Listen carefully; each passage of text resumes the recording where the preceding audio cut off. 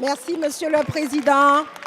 Madame la secrétaire d'État chargée de l'égalité entre les femmes et les hommes, 104. 104, c'est le nombre de femmes qui sont mortes sous les coups de leur conjoint depuis le début de l'année. Elles étaient 121 l'année dernière, 109 il y a 2 ans. Nous sommes en 2019 et encore aujourd'hui, dans tous les territoires de la République, des femmes meurent, rouées de coups, étranglées, parfois brûlées vives. Des décennies de silence pour qu'enfin notre société tout entière s'indigne aujourd'hui chaque fois qu'une nouvelle femme succombe aux coups d'un homme. Nous pensons à celles qui ne sont plus là pour parler. Nous pensons à celles qui chaque jour vivent la peur, la menace, les coups, tout cela souvent sous les yeux de leurs enfants. Nous pensons à leurs proches, à leurs familles. Nous pensons aux associations qui les accompagnent chaque jour, tant bien que mal, pour les sauver de l'emprise d'un conjoint violent. Monsieur le Premier ministre, vous avez pris la mesure de ce fléau en ouvrant il y a une semaine un Grenelle contre les violences conjugales.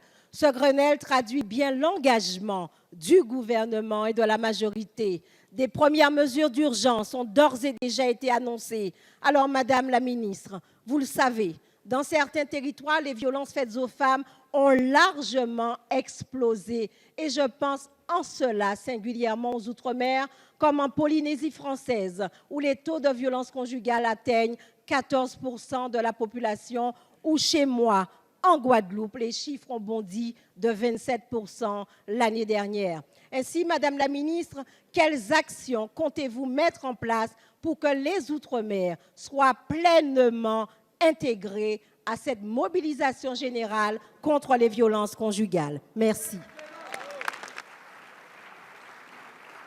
Merci, Madame la députée. La parole est à Madame Marlène Schiappa, secrétaire d'État à l'égalité entre les femmes et les hommes et à la lutte contre les discriminations. Merci. Merci, Monsieur le Président, Madame la députée Justine Bénin, Mesdames et Messieurs les députés. D'abord, je voudrais commencer, avant de vous répondre sur le fond de votre question, par remercier la totalité des parlementaires qui se sont engagés dans le cadre du Grenelle des violences conjugales. Nous l'avions dit, nous ne pourrions mobiliser toute la société que si l'intégralité des différentes composantes, notamment de la vie politique, s'engageait dans ce Grenelle des violences conjugales. Ce fut le cas. Merci à vous. Pour la question que vous posez plus particulièrement concernant l'engagement du Grenelle des violences conjugales sur les territoires d'outre-mer, je voudrais d'abord commencer par dire qu'à Matignon, sous l'égide du Premier ministre Édouard Philippe, de nombreux ministres étaient présents et engagés, parmi lesquels Annick Girardin, la ministre des Outre-mer.